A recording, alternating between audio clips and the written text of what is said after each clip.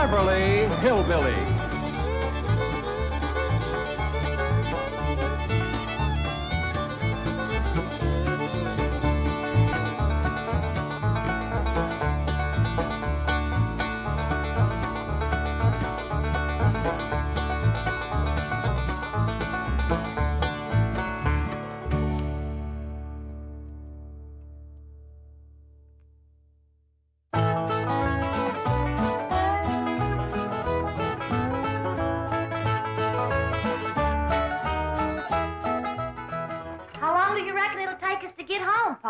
Jethro figures about 6 days, hard driving. Where are you going with that wood? Oh, Granny wants it on the truck. Put it down. With all the wood we got back at the cabin, we sure ain't going to haul none from Beverly Hills. Oh, she says it's for on the way. On the way? Granny, what in the world do you do? I'm making sure we don't freeze to death. It's warm here. Won't be when we get in the mountains. You figure to keep that thing burning for us 6 days? And 6 nights. Don't forget, it's December every other place but here. Damn blame California. The weather's as mixed up as the people. I'll be glad when I get back where there's some snow and ice. I can't wait to see Ma and Jethro. Yeah, it'll be a mighty fine Christmas present for your ma and your sister, or us dropping in on them like this. Now tell me again, exactly what did Marie say? Simply said the Clampetts were loading their truck and appeared to be moving out. Why? What could have happened? Who offended them? Whoever it was, I'll have them driven out of Beverly Hills. Chief, don't get so upset. I know a man with $25 million in your bank Is that why you think I'm upset? Because Jed Clampett has $25 million in my bank? Isn't it? Of course not. The thing that upsets me is the fact he might take it out. I don't know whatever happened to the key to that door, but I reckon with our stuff out of there, ain't nothing left anybody want to take, except them old pictures. Oh, Miss Hathaway says a couple of them pictures is Rembrandt. All right, after Christmas, we'll see he gets them back. Stop!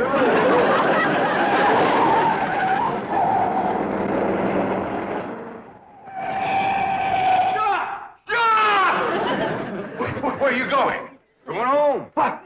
Oh, please, you can't go away and leave me like this. All right, climb on. I reckon we got room for you. Oh, my heavens, we caught you before you left. Granny, is there room for 2 back there? Yeah, if they want to squat next to the stove. No, we don't want to go with you. We want you to stay here. We'll be back after Christmas. Well, Mr. Clampett, if you want to go home for Christmas, let me make the arrangements. I'll have you there tonight. Nice. Plane back home? Yes, and you'll arrive in style, too. Well, Miss Hathaway, I think Granny and Ellie May should have mink coats for the trip, don't you? Of course. Well, let's go take care of it, and the reservations, too. Mr. Clampett, you start unloading the truck and leave everything to us. You'll be home in 5 or 6 hours on the jet. What's a jet, Pa? I don't know, bus or jitney, I reckon. You gonna get us here tonight? You heard what he said. Well, that will be a surprise to Pearl. Uncle Jed, it took us 6 days to get out of here. How are we going to get back home in 5 or 6 hours? That bus driver must know a doozy of a shortcut.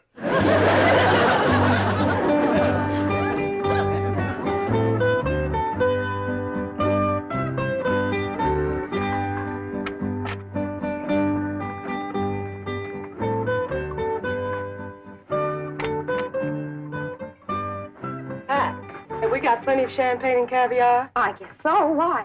The entire first-class section has been reserved for a family of VIPs, the Clampetts. Wow. Young ladies, I presume you've been advised of special arrangements for the Clampett family? Oh, yes, indeed. Certainly have. Here they come now. Oh, get a load of those minks. Granny, Ellie May, right this way. I'm sure you'll be quite comfortable in the lounge. Wait. Uh-oh. How did they get past the gate? Let's get them out of here before the Clampetts see them. I'm afraid you're in the wrong section. May I see your tickets, please? Well, I don't think we got any. See, this bus sure is fancy. Bus? You've come to the wrong place. You want the bus station. Now, just go back the way you came and ask for the Traveler's Aid. Now, they'll help you. Oh, yeah. Well, thank you, ma'am. Granny, Ellie May, come on. We're on the wrong bus. Mr. Clampett, what's the trouble? This is Mr. Clampett? Of course. Right this way. Jethro? Here, Jethro. Keep the tickets. Now, Mr. Clampett, you have the money Mr. Drysdale gave you. Yes, ma'am. Right here. A limousine will meet you and take you to Pearl's house. And Mr. Drysdale is phoning ahead to Mr. Brewster to be sure your cabin is in order. Well, don't let him give away a surprise to Pearl. Oh, he won't. Well, happy landing, Merry Christmas, and au revoir. Merry Christmas to you, too. And Jethro, here's something for you if you promise to bring it back to me. Take good care of them, and remember, the tall, young, good-looking one is mine.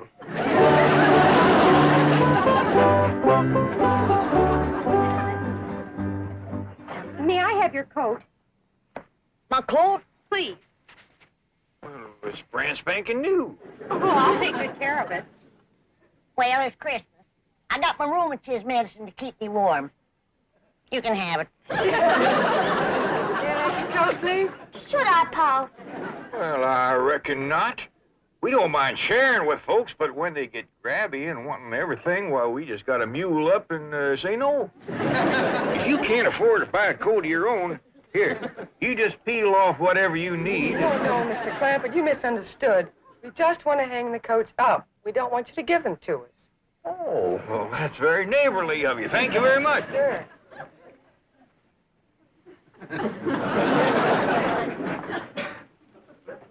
Now, if you'll all be seated over here until we get underway. Come on, go.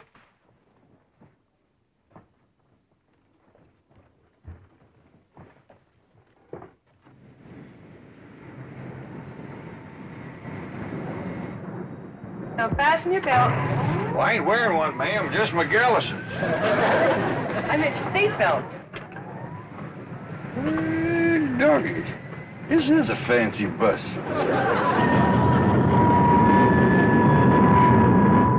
Looks like the bus is commencing to pull out. Now we'll see if this bus driver knows an all-fired fancy shortcut. That's you and me watch the road so we can remember it. Okay, Jethro.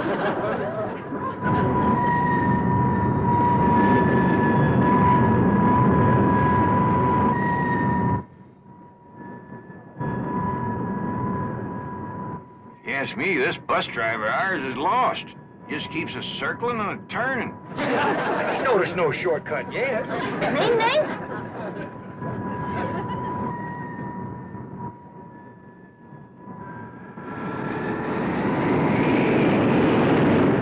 Listen to him erasing that engine. Yeah, but the wheels must be spinning in the mud. We ain't moving.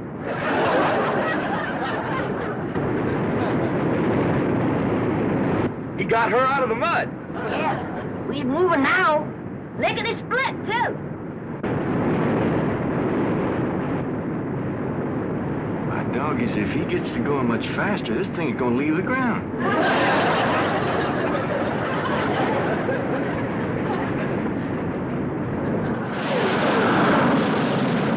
Don't look now, but it is leaving the ground. Jethro, you better get up there and tell that bus driver to slow down. We ain't got time for that. Let's get off of this thing before it gets any higher. Now, wasn't that a smooth takeoff? You may unfasten your seat belts anytime you like. Would you folks like some champagne caviar? Or would you prefer a nice hot meal? We have steak, chicken, fish, anything you like. Oh, no thanks. We had a mess of grits and jowls before we left home. Perhaps you'd like to relax in it. Take a little nap. There. Whoop. Doggies, Granny, ain't that something? It's good for my rheumatiz. Now, if there's anything else that we can do to make your trip more comfortable, just press the little button. And we'll be right here. Them girls ain't a bit scared. They sure is friendly, too. Offering to share their food with us. Makes me feel ashamed we didn't let them keep our coats. Still want me to go up and talk to the bus driver, Uncle Jed? I reckon not, Jethro. Don't nobody else seem skittish, and we don't want folks to think this is our first bus ride.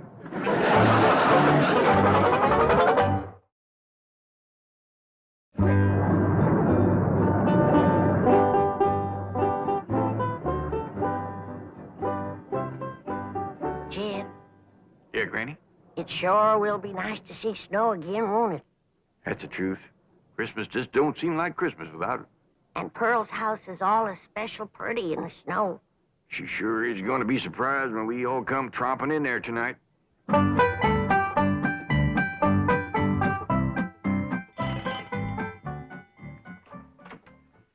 Howdy, Pearl. Homer Winch, when are you gonna learn not to walk into a body's house without a body inviting you? Well, I rang and you didn't come. You didn't give me time, you old coot. Now don't you never do that again. Get out of my parlor. I like you when you're mad, Pearl. You're an exciting woman. Homer, you get out of here. I don't have time for your foolishness. Jethrine and me's going to California to spend Christmas with Cousin Jet. Well, and I reckon you don't care to hear what I got to say. That's right. About Mr. Brewster. Mr. Brewster! Yeah, that tall, good-looking city fella works for the oil company. Drives that big car. What about him? Is he in town? I've been ordered from your parlor, Pearl. I think I'd best be going. Homer, I didn't mean it. Please, Homer, you tell me about Mr. Brewster, and I'll bake you a sweet potato pie. Well... And for dessert, red horse swimming in elderberry wine. You're an exciting woman, Pearl. Tell me. Well, you see, he stopped over at the Emporium to get some cheese and crackers. Said he was going to be over at Jed's cabin alone all day, and he didn't have no food. Thank you, Homer. Merry Christmas. Now, wait a minute, Pearl. You ain't going to do me out of my tater pie, are you? Well, of course not. You get it. Well, when? Well, I'll let you know. I'm busy right now. Bye, Homer. Ding, dang, darn it, I done it again. Let some pretty woman twist me around her finger. I hate to go home. Mama's going to give me the digging.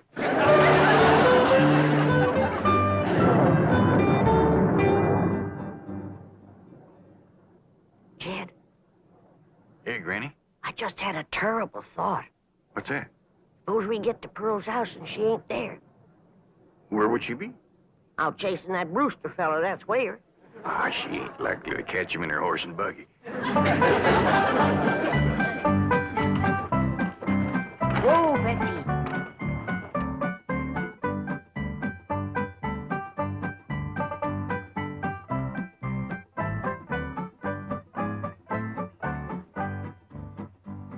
Now, Bessie, I play my cards right. You get to keep that there blanket permanent. Because I'm going to have something else to keep me warm. A husband. Ain't that a beautiful word, husband? Husband. And what's more, I'll be riding in that big, fancy automobile. So you can retire to pasture with that good-looking racehorse from Hot Springs. Well, I thought I heard a horse. Mrs. Bodine. Won't you come in? Well, thank you. It's a mighty cold today, ain't Yes, it? it is. Well, it's nice to see you again. I'm sorry it's so cold in here. Didn't bother to build a fire in the fireplace, and I'm afraid that kerosene stove doesn't put out much heat. Well, I can't stay but a minute. I just came by to give you this and say Merry Christmas. Well, thank you. Oh, you shouldn't have. Oh, it's just something that I made myself. Oh, that's nice. Land to mercy. Look at this place. Why, you men just can't manage alone, can you? It takes a woman. Oh, please don't bother. I won't be here. See, I'm going home to Tulsa for the holidays. I won't go to no trouble. I'll just throw together a little snack, and while you're eating, I'll tidy up a bit.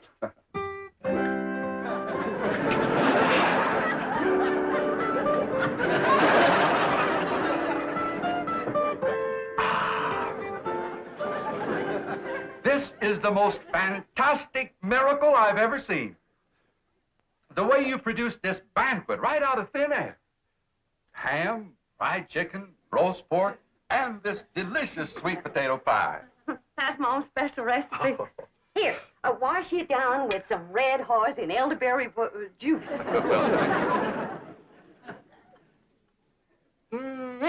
Oh, that is sensational juice.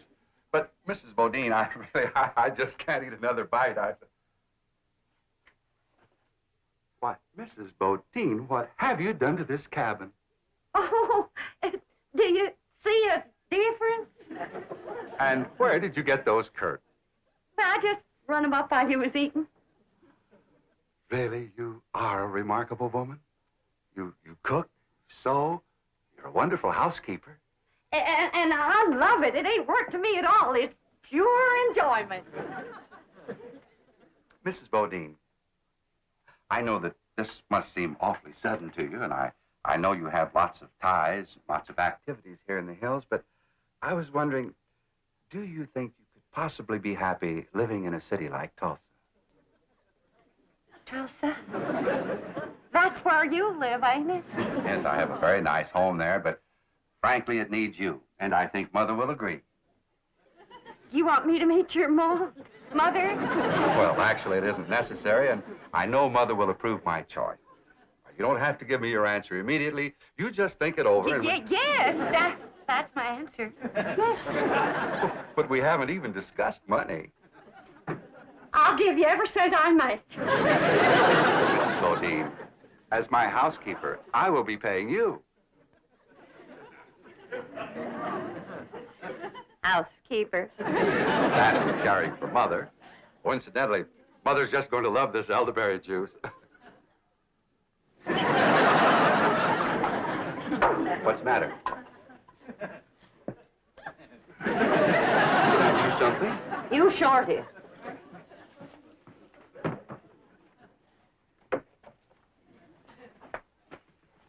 You let me cook for you. You let me sew for you. Hand me the ham.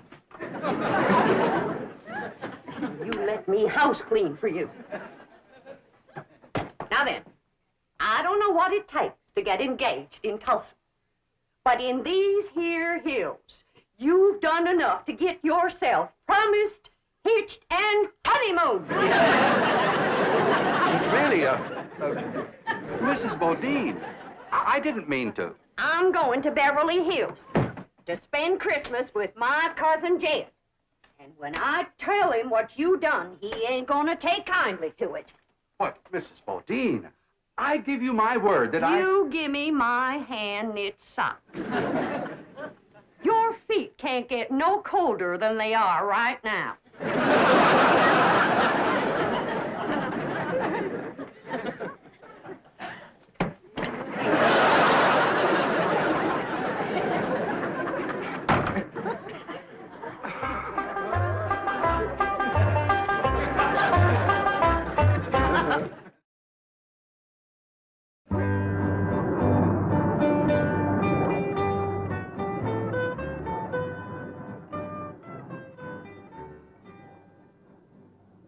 They're sleeping like babies. Do you think we should wake them for the movie? I don't know. It's a lady super western, just the kind of picture they'd enjoy. Well, why don't we start it, and if they wake up, fine. Good idea.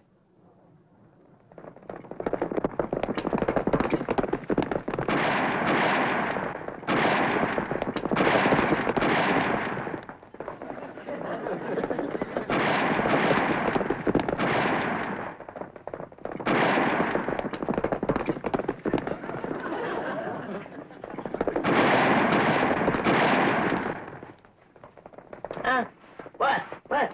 We's back on the ground. Good. Look through that front window. We's chasing some fellas. They shooting at us. Exciting, isn't it? You did it! You was right in the line of fire. What's going on? Whatever it is, I'm getting in on it.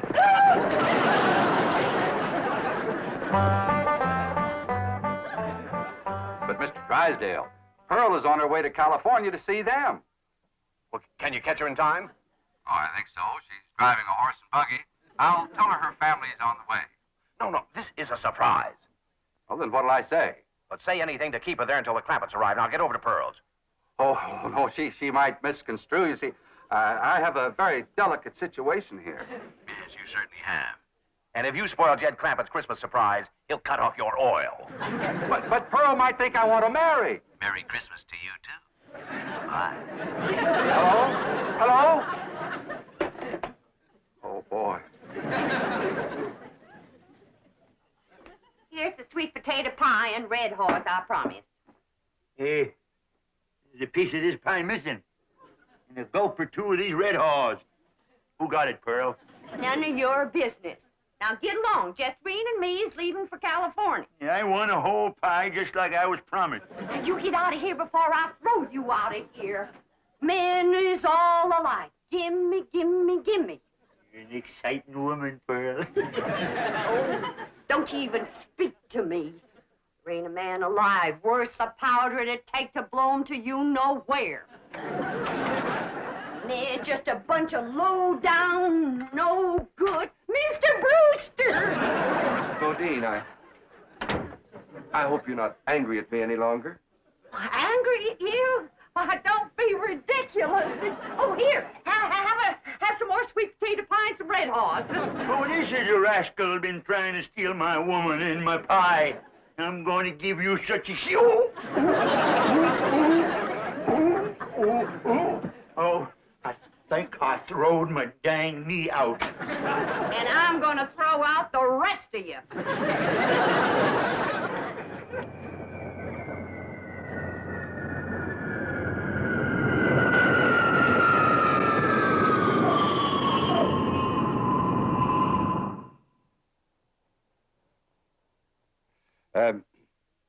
You see, in my business, what I mean to say is that I'm away from home a lot.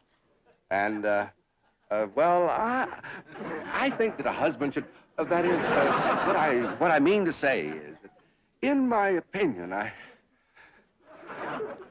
could I have another slug of that elderberry juice? No, you cannot. Now then, I've been sitting here for 3 solid hours listening to you, and you have yet to say one word that a widow woman could get her teeth into. Jethro, bring the suitcases. Oh, please don't go. I ain't listening to one more word you got to say lest you say it on your knees. Don't come in yet, Jethro. Say it. Please don't go. You are the slipperiest man that ever lived. Come on, Jethro. You get out of my parlor and you stay out. You want me to throw him out, Ma? He can walk. Homer Winch, is that you again? Oh, Pearl, it's us.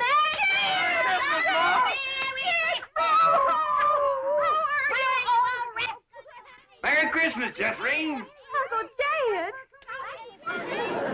Why, you have grew... Mr. Brewster, what are you doing? Mr. Clampett, if you'd been just 1 second later, I'd have been engaged to your cousin Pearl. Go back out, everybody! Please, Mr. Clampett! Jingle bells, jingle all the way. Oh, what fun it is to ride in a one-horse open sleigh. Dashing through the snow in a one-horse open sleigh. O'er the fields we go, laughing all the way. Bells on bobtails ring, making spirits bright. What fun it is to You're nothing but a two-timer, Homer Winch. Pearl told me about you sparking her, you old rascal, you. You're exciting when you're mad, Granny. Hey, how about going for a little sleigh ride with me? You promise to behave? Sure I do. Well, we might as well stay here and sing. wish you a Merry Christmas. We wish you a Merry Christmas. We wish you a Merry Christmas and a Happy New Year.